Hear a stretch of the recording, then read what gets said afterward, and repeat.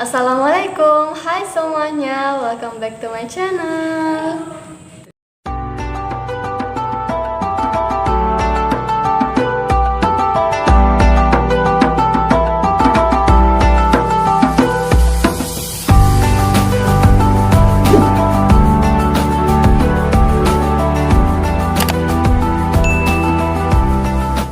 Apa kabar teman-teman semua? Semoga kalian sehat selalu ya, amin. Sebelum itu, buat teman-teman yang sudah subscribe channel aku ucapin banyak terima kasih buat teman-teman semua. Dan semoga Allah melancarkan rezeki kalian, amin. Dan buat teman-teman yang belum subscribe channel aku, yuk silahkan di subscribe dulu. Dan jangan lupa nyalakan tombol loncengnya agar kalian tidak ketinggalan video terbaru dari aku. Jadi teman-teman, ada yang pengen banget aku bahas di video aku kali ini sama kalian, yaitu berkaitan dengan penghafal Al-Quran. Lebih tepatnya, aku mau ngebahas tentang keutamaan dan keistimewaan dari seorang penghafal Al-Quran. Kalau kita belajar ya teman-teman, seorang ahli Al-Quran atau seorang penghafal Al-Quran yang memang benar-benar mengamalkan Al-Quran itu banyak banget keistimewaannya teman-teman. Apalagi kalau seorang ahli Al-Quran itu, dan kita tahu sendiri bahwa mereka mempunyai kedudukan yang paling tinggi di sisi Allah Subhanahu wa Ta'ala. Salah satunya ada sebuah hadis yang aku pelajari yang bunyinya itu artinya begini. Dari Anas radhiyallahu anhu berkata bahwa Rasulullah Shallallahu alaihi wasallam bersabda, sesungguhnya Allah mempunyai keluarga dari kalangan manusia. Para sahabat bertanya, siapakah mereka ya Rasulullah? Beliau menjawab, Ahlul Quran. Mereka adalah keluarga Allah dan orang-orang keistimewaannya. Hadis riwayat Ahmad. Nah, dari hadis tersebut kita jadi tahu ya teman-teman bahwa seorang ahli Quran itu mempunyai kedudukan yang paling tinggi di sisi Allah Subhanahu wa Ta'ala. Maka dari itu Rasulullah sendiri pun mengatakan bahwa mereka adalah orang-orang pilihan. Bahkan mereka menjadi keluarga Allah Subhanahu wa Ta'ala. Dan ada beberapa juga hadis yang aku pelajari bahwa Rasulullah Shallallahu alaihi wasallam selalu mendahulukan orang yang mempunyai banyak hafalan Al-Quran.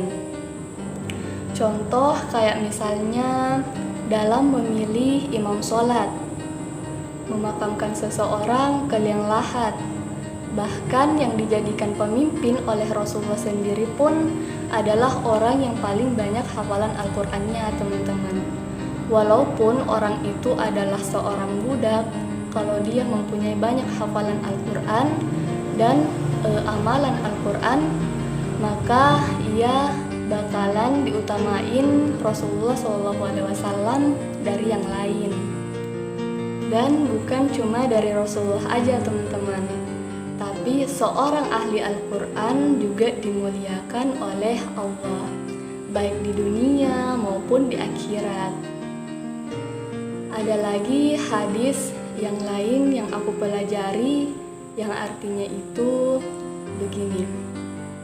Sesungguhnya yang termasuk dari mengagungkan Allah itu adalah menghormati kedua orang tua yang muslim, penghafal Al-Quran, dan penguasa yang adil. Hadis riwayat Abu Daud. Artinya apa teman-teman? Ketika seorang ahli Al-Quran yang menghafalkan Al-Quran itu dengan niat yang memang karena Allah, maka itu sudah termasuk dalam mengagungkan Allah teman-teman. Jadi ketika kita sudah mengagungkan Allah, maka dari situlah turun rahmat Allah, dari situlah turun kasih sayang Allah dan kemuliaan yang diberikan kepada kita. Itu teman-teman.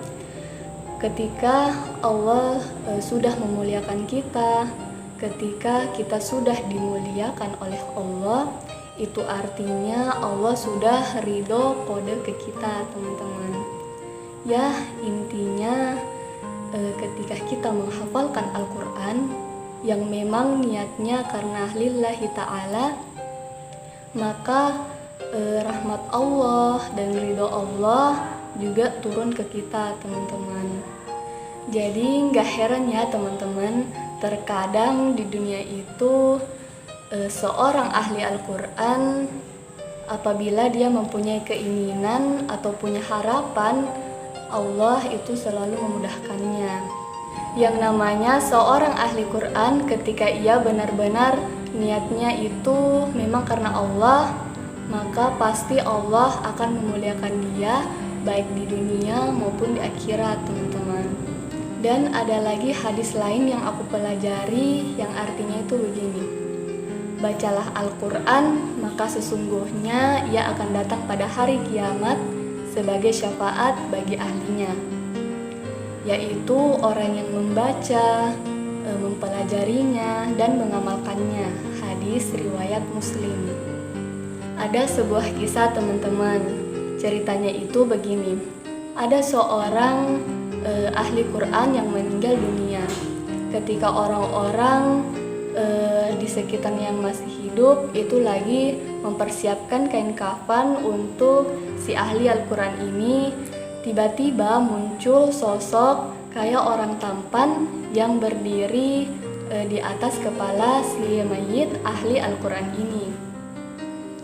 Nah, ketika orang-orang sedang memakaikan kain kafan kepada si mayit ini, maka sosok seorang tampan ini tadi langsung berpindah tempat dan berada di antara dada dan kain kafan itu. Jadi dia berada di dada kita gitu istilahnya, teman-teman.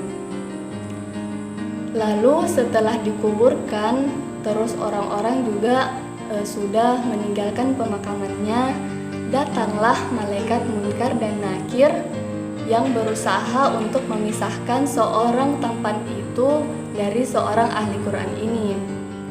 Supaya apa? Supaya mereka mudah gitu.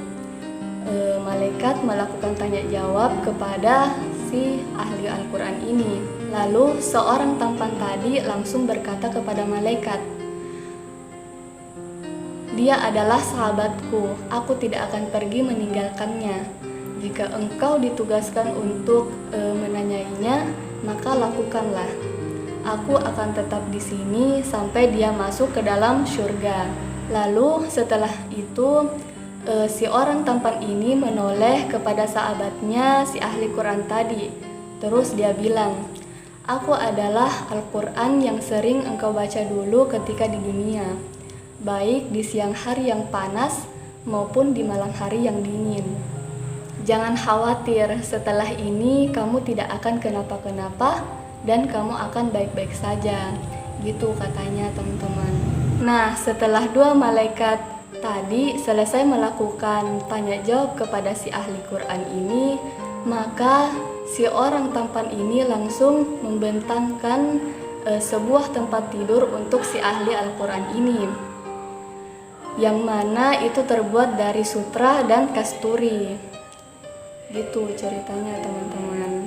Ada lagi hadis yang aku pelajari, artinya hadis itu begini: barang siapa yang membaca Al-Quran dan mengamalkannya, maka akan dipakaikan kepadanya sebuah mahkota yang terbuat dari nur, dan kedua orang tuanya akan dipakaikan dua pasang pakaian yang sangat indah, dan tidak ada bandingannya di dunia ini, teman-teman. Nah, orang tua itu langsung bertanya kepada Allah, "Ya Allah, kenapa kami diperlakukan seperti ini?" Allah menjawab, "Ini adalah pahala baca Quran dari anakmu." Dari hadis tersebut, kalian pasti sudah tahu ya, teman-teman. Nah, yang terakhir, keistimewaan dari seorang penghafal Al-Quran adalah seorang ahli Al-Quran akan ditempatkan di surga yang paling tinggi oleh Allah Subhanahu wa Ta'ala. Jadi seorang ahli Al-Quran itu sebelum dia dimasukkan ke dalam surga, Allah memerintahkan seorang ahli Al-Quran itu membaca atau melantunkan Al-Quran sampai ayat terakhir yang mereka hafal, teman-teman.